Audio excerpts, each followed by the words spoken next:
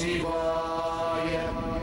ஆதி அந்தம் சிவனடியே, அதை அறிந்தவர் புரிந்தவர் எவரில்லையே. இந்த பிரம்மமுமே அவன் சூக்ஷமுமே பஞ்சாட்சரமே.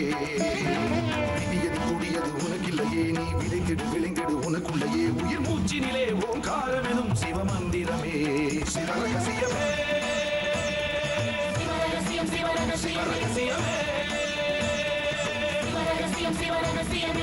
ஆதியும் அந்தமும் சிவனடியே, அதை அறிந்தவர் புரிந்தவர் எவரில்லையே. இந்த பிரம்மமுமே அவன் சூக்ஷமுமே பஞ்சாட்சரமே. விதியது கொடியது உனக்கில்லையே, நீ விதைத்திடு விளைந்திடு உனக்குள்ளையே. உயிர் மூச்சினிலே ஓங்காரமெனும் சிவமந்திரமே. சிவரகசியமே சிவரகசியமே.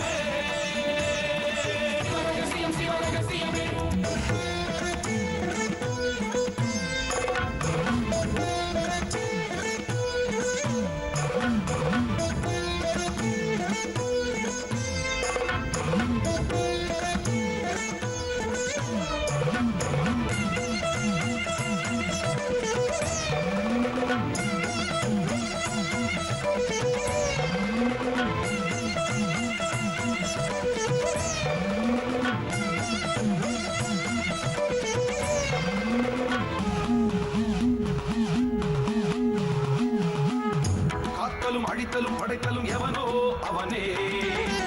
நிற்பதும் நடப்பதும் பறப்பதும் அவன்தான் சிவனே. சித்தர்கள் மொத்தமும் யுத்தமாய் ஏற்றிடும் தவமே. சித்தர்கள் சித்தமும் கலங்கிட மாற்றிடும் சிவமே. பூமி காத்தான் பட்டியை காத்திடும் ரசமணி ஈசன் இவனே. வழிபடும் மக்கள் வாழ்வினில் அறம்பட ஒளிபட வாழ்ந்திடும் சிவனே. அம்பை உடுக்கை உருட்டும் சத்தம் பெறுவான், கொண்டு வெகுண்டு காக்க வருவான். கங்கை கொண்டு சூலம் ஏந்தும் இவர் அபிராமி கொண்ட உலகம் போற்றும் சிவனே. ஓம் நம சிவாய. ஆதியும் அந்தமும் சிவனடியே, அதை அறிந்தவர் புரிந்தவர் எவரில்லையே. இந்த பிரம்மமுமே அவன் சூக்ஷமுமே பஞ்சாட்சரமே. விதியது கூடியது உனக்கில்லையே, நீ விதைத்திடு விளைந்திடு உனக்குள்ளையே. உயிர் மூச்சினிலே ஓங்காரமெனும் சிவமந்திரமே. சிவரகசியமே சிவரகசியமே.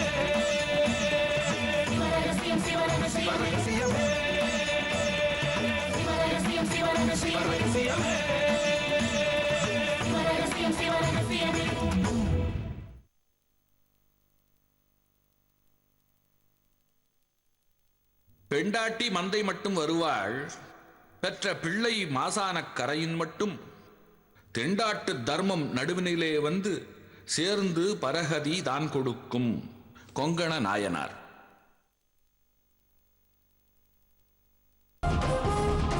சரி, இனிமே என் குடும்பத்துல தானே உத்தரவு கேட்க முடியாது.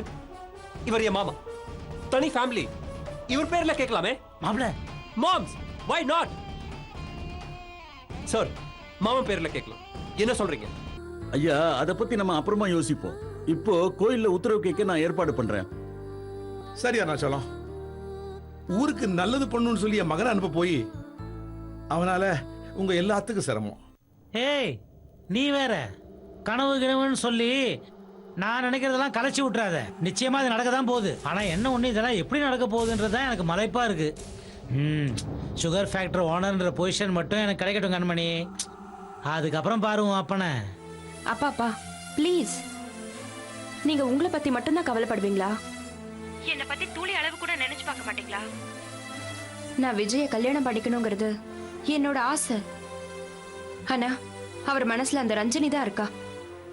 அவர் அங்கே இருந்தா அப்ப அவளை தேடிதானே போவாரு. அவர் அவளுக்கு விட்டு கொடுத்துட்டு நீங்க சுகர் ஃபேக்டரிக்கு முதலாளியாகி என்ன ஆக போகுது? அம்மாடி, என்ன இது? உன்னை மறந்துடுவேன்னு பயப்படுறியா? அது எப்படி மறப்பேன்? எப்படியும் உத்தரவு வாங்காம விஜய் இந்த ஊரை விட்டு வரமாட்டான். எனக்கும் சுகர் ஃபேக்டரி ஓனர்ன்ற அந்தஸ்து ஒரு பக்க பலமா இருக்கும். நல்லது தானே? அதனாலதான் சொன்னேன். மற்றபடி இதை பாரு, அந்த ரஞ்சனி கிட்ட விஜய் எந்த காரணத்துக்காகவும் விட்டு கொடுத்துருவேன்ற பயம் உனக்கு தேவையில்லை. அப்படியும் என்ன மீறி அவ தான் ஓணும்னு சொன்னான்னு வச்சுக்கோ, அவனை கொலை பண்ணிட்டு ஜெயிலுக்கு போனாலும் போவேனே தவிர என் பொண்ணுக்கு கிடைக்காது இன்னொரு பொண்ணுக்கு கிடைக்க விட மாட்டேன். இது ப்ராமிஸ். ஐயோ அப்பா, ஏன்பா இப்படி எல்லாம் பேசுறீங்க? நான் அவரை கல்யாணம் பண்ணிக்கணும். அதுக்கு நியாயமா என்னென்ன பண்ணணுமோ அதை மட்டும் பண்ணுங்க. எனக்கு அது போதும். நான் வச்சிடுறேன்ப்பா.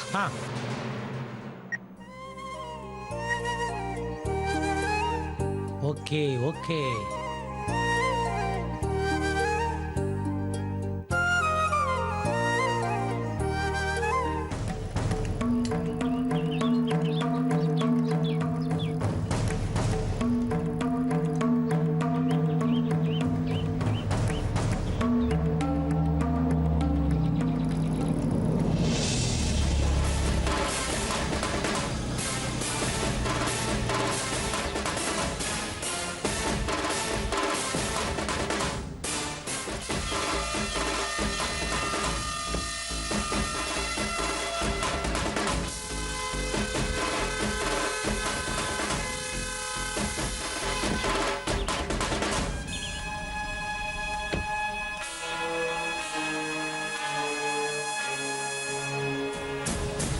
ஹே, அன்னைக்கு என் டயர் பஞ்சர் ஆனப்போ நீ தானே ஹெல்ப் பண்ண.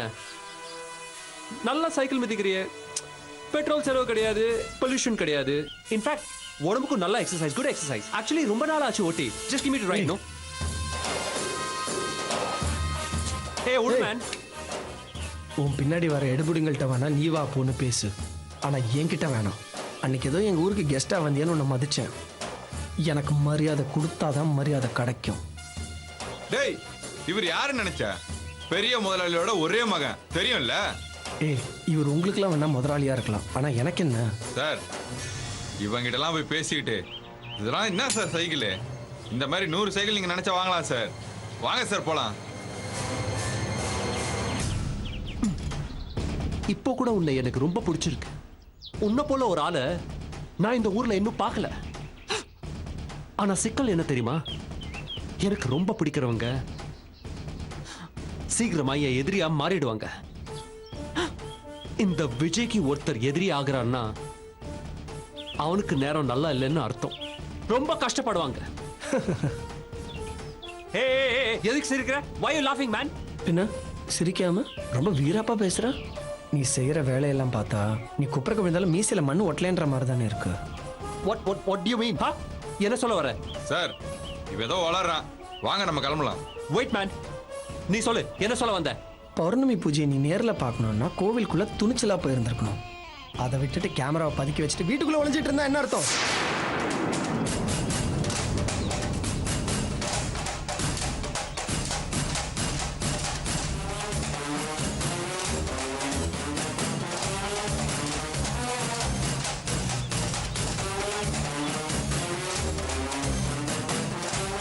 இந்த விஷயம் உனக்கு எப்படி தெரியும்? ஓ, அப்ப கோவிலுக்குள்ள கேமரா வச்சது நிஜம்தானா?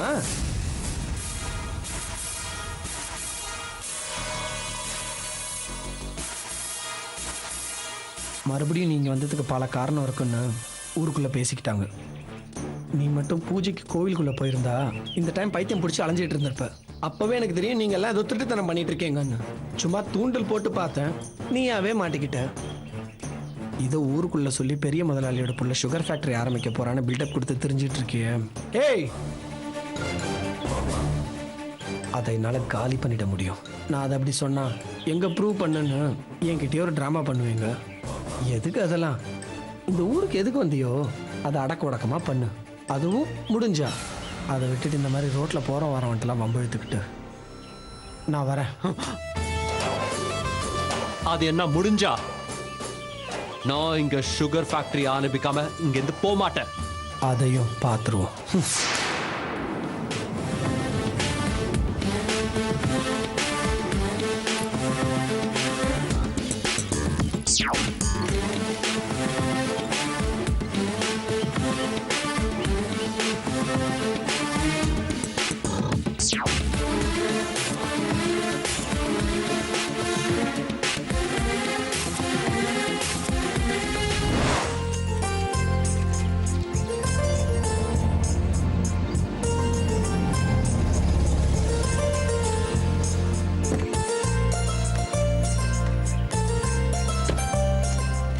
சார் வாங்க. வணக்கம். வாங்க. சார், ஏதாவது முக்கியமான வேலையில் இருக்கீங்களா? நான் வந்ததுல ஒன்றும் இடைஞ்சல் இல்லையே? அதெல்லாம் ஒண்ணும் இல்ல. காலையில தான் கோயில்ல சந்திச்சோம். என்ன தேடிட்டு இவ்வளவு தூரம் வந்திருக்கீங்க. அப்ப ஏதோ முக்கியமான விஷயமா தான் இருக்கும்னு நினைக்கிறேன். ஆமாங்க சார், முக்கியமான விஷயம்தான். என்ன விஷயம் சொல்லுங்க. விஜய் தம்பி நம்ம வீட்டுக்கு வந்திருந்தாருங்க. அப்படியா? என்னவா?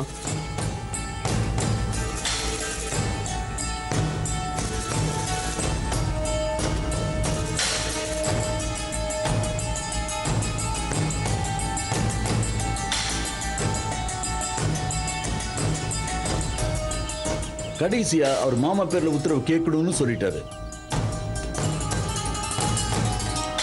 நான் என்ன பண்ண முடியும்?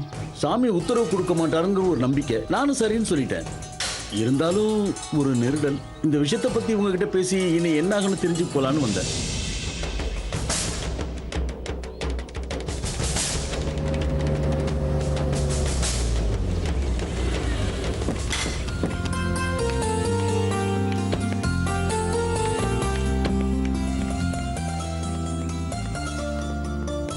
ஐயா உங்களை தேடி வீட்டுக்கு வந்தாங்க, இங்க கூட்டிட்டு வந்துட்டேன். ஐயா வணக்கம். நானே தகவல் சொல்லி அனுப்பலாம்னு நினைச்சேன், ஆனா நீங்களே வந்துட்டீங்க. எங்க ஊர் வழியா பைப்லைன் பதிக்க சாமியோட உத்தரவு கிடைச்சிருச்சு. அதனால சம்பிரதாயத்தை முடிச்சிட்டு உங்க வேலையை ஆரம்பிங்க. ஐயா மன்னிக்கணும், இந்த திட்டத்துக்கு இன்னும் 1 வருஷம் தள்ளி வச்சிட்டாங்க. அப்படியா? ஆமாங்க, அப்படியே 1 வருஷம் கழிச்சு வந்தாலும் இந்த ஊர் இல்லாம மாற்று வழி பார்க்க சொல்லியிருக்காங்க. அதனால இந்த ஊர் வழியா நாங்க பைப் லைன் பதிக்க போறது இல்ல. இதை சொல்லிட்டு போறதுக்காக நாங்க வந்தோம். சிரமத்துக்கு மன்னிக்கணும். பரவாயில்ல, நல்ல செய்தி தான் சொல்லியிருக்கீங்க. ரொம்ப சந்தோஷம். அப்ப நாங்க வரோங்க ஐயா. சரிங்க. வாங்க.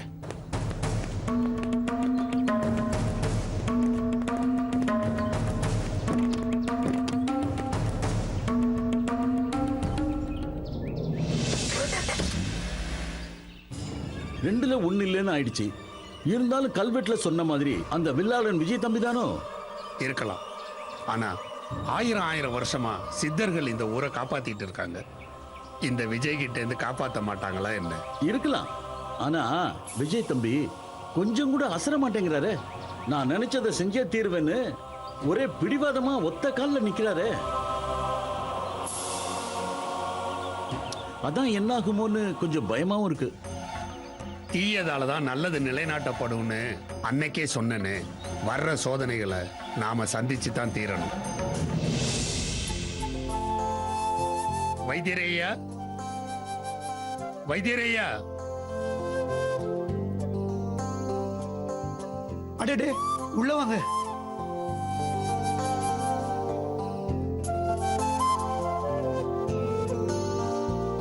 ஏதாவது முக்கியமான வேலையில இருக்கீங்க போல இருக்கு. நான் வந்தது ஒண்ணு இடைஞ்சல் இல்லையே?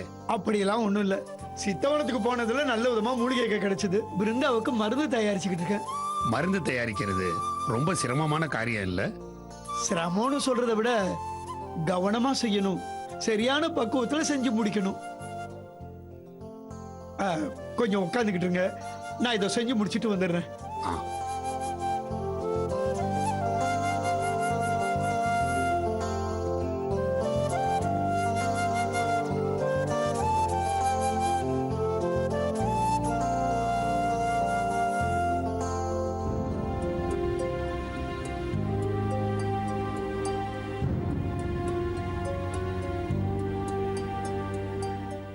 ரொம்ப நேரம் காக்க வச்சுட்டேன் போல இருக்கு. அதெல்லாம் ஒண்ணும் இல்லைங்க. சித்தவனத்துக்கு போயிட்டு வந்தீங்களே, அங்க உங்களுக்கு ஏதாவது வித்தியாசமான அனுபவங்கள் கிடைச்சதா? அத பத்தி சொல்லுங்களேன்.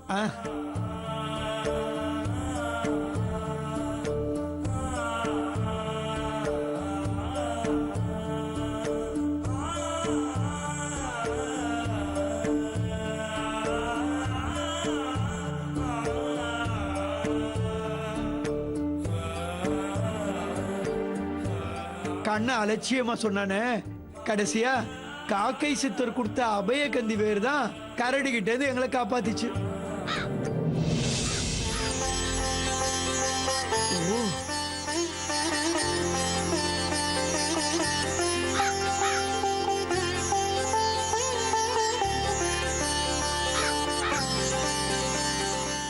ஓ, காக்கை சித்தரா இருக்குமோ? காக்கை சித்தரா? வாங்க போய் பார்க்கலாம்.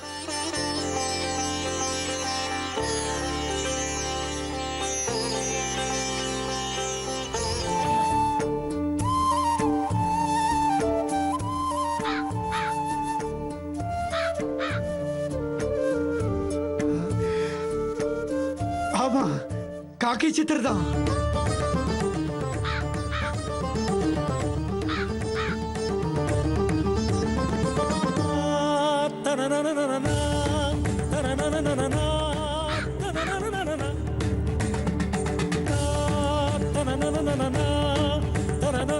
இது வரைக்கும் சித்தர் என் வீட்டுக்கு வந்ததில்லை.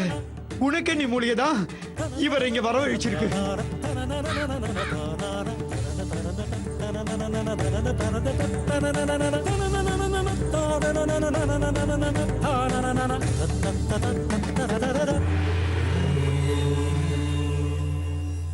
நீ கேட்ட குணக்கண்ணி மூலிகையை கொடுத்துட்டேன், நீ மருந்து ஒழுங்கா செய்யறியான்னு கவனிச்சிட்டு போறாரு போல இருக்கு.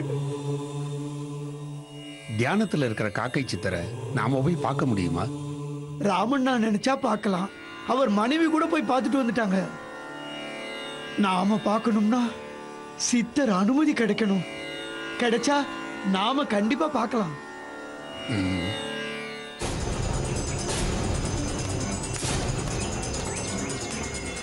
வைத்தியர வாப்பா கண்ணா. சாரும் இங்க இருக்கீங்க. ஒரு முக்கியமான விஷயம். என்னப்பா? நேற்று ராத்திரி பௌர்ணமி பூஜையை படம் எடுக்கிறேன்னு விஜய் கோவிலுக்குள்ள கேமராவை செட் பண்ணி பார்த்துருக்கான். அப்படியா? ஆமாங்க, ரஞ்சினியை பார்த்தேன். நேற்று ராத்திரி அவங்க அண்ணன் வீட்லயே இருக்கலையா? என்ன நடந்திருக்கும்னு எனக்குள்ள ஒரு யோசனை. வர வழியில் தான் விஜயை பார்த்தேன். என்னங்க கேமராவை கோவிலுக்குள்ள செட் பண்ணீங்களான்னு கேட்டேன். உனக்கு எப்படி தெரியும்னு கேட்டு அவரா மாட்டிக்கிட்டாரு. கோவிலுக்குள்ள கேமராவை வச்சு? வைத்தியரே, இன்னைக்கு டெக்னாலஜி எவ்வளவோ வளர்ந்துருச்சு. கோவில்ல என்ன நடக்குதுன்னு வீட்ல இருந்து கம்ப்யூட்டர்லயோ டிவிலயோ பார்க்கலாம். அப்படி எதுவும் பார்த்துருப்பாங்களா? அப்படி பார்த்துருந்தாதான் உடனே ஊரிய கூப்பிட்டு இருந்திருப்பாங்களே. கேமராவை வச்சு சித்தர்கள் பூஜையை பார்க்க முடியுமா என்ன? முடியும்னு அவங்க நினைச்சிட்டு இருக்காங்க. ஏன்னா விஜய் இந்த கோயில் விஷயத்த சாதாரணமா விட தயாரா இல்லை. அப்புறம் பிரசிடண்ட் ஐயா வீட்டுக்கு வந்திருந்தாங்க. பெட்ரோலியம் பைப்லைன் பதிக்கணும்னு கேட்டு வந்தவங்களும் வந்திருந்தாங்க. இப்போதைக்கு திட்டம் கொஞ்சம் தள்ளி போகுதான். அப்படியே வந்தாலும் இந்த ஊர் வழியா வராதான்.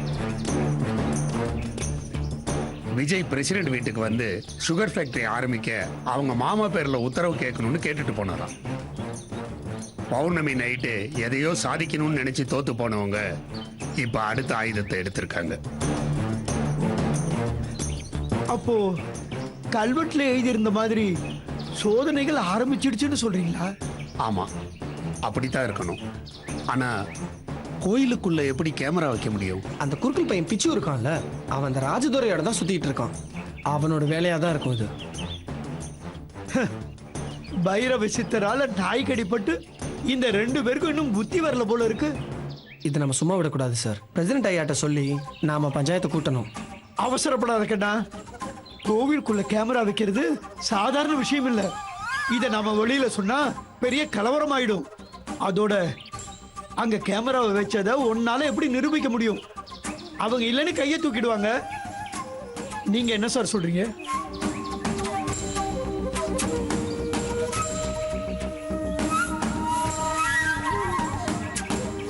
தராசாய் இருன்னு சித்தர்கள் எனக்கு உத்தரவிட்டு இருக்காங்க. இந்த நேரத்துல என்ன சொல்றதுன்னே எனக்கு தெரியல. இருந்தாலும் நான் போய் விஜயை சந்திச்சு பேசுறேன். அப்புறமா என் கருத்தை உங்களுக்கு சொல்றேன்.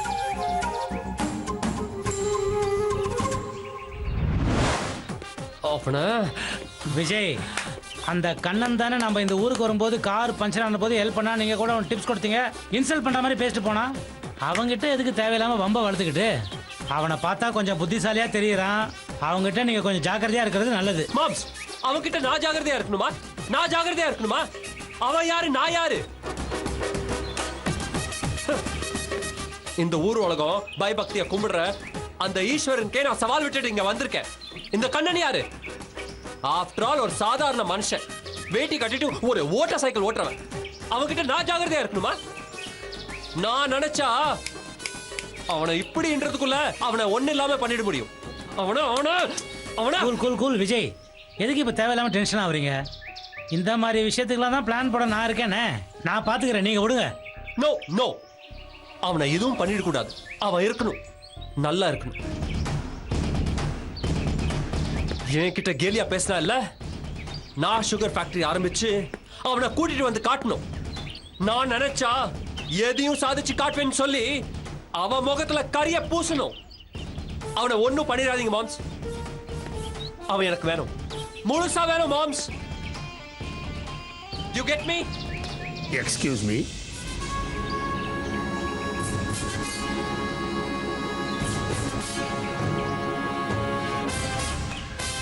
வணக்கம். வணக்கம். What is surprise? Vijay, sir தான் மிஸ்டர் விக்ரமன். இந்த ஊரை பத்தி ஆராய்ச்சி பண்ண வந்திருக்கிற ஆர்கியாலஜிஸ்ட். ஓ யா நம்ம சந்திச்சிருக்கோம். we've already met. அன்னைக்கு அந்த கோயில்ல இல்ல? ஆமா. எங்ககிட்ட ஏதோ பேசதான் வந்திருக்கீங்க. பேசுவோம். பட் அதுக்கு முன்னாடி எனக்கு உங்ககிட்ட சில கேள்விகள் இருக்கு. கேட்கலாமா? ஷூர். பாஸ்ட் ஹிஸ்டரி பத்தி ஆராய்ச்சி பண்றதுனால இங்க யாருக்கு என்ன கிடைக்க போகுது? எனக்கு என்னமோ waste of time, waste of மணின்னு தோணுது. சார், நேற்றைய வாழ்க்கை இன்றைய அனுபவம், நாளைய பாடம். ஏன்ஷியன் லைஃப்ல இருந்து கத்துக்கிட்டு தான் மனுஷன் இன்னைக்கு இந்த அளவுக்கு முன்னேறி வந்திருக்கான். இன்றைய நம்முடைய அனுபவத்தை பதிச்சு வைக்கலைன்னா வர்ற ஜெனரேஷன் ரொம்பவும் கஷ்டப்படுவாங்க. எவ்வளவோ ஆராய்ச்சி பண்ணி புக்ஸ் எல்லாம் எழுதியிருக்கேன். அதெல்லாம் யூனிவர்சிட்டியில பாடங்களா இருக்கு. லைப்ரரியில ரெஃபரன்ஸுக்காக புக்ஸா வச்சிருக்காங்க. என்னுடைய வேலையை ஒரு சர்வீஸ்னு சொல்லலாம். உங்க பிசினஸ் கணக்குல என் வேலை அடங்காது.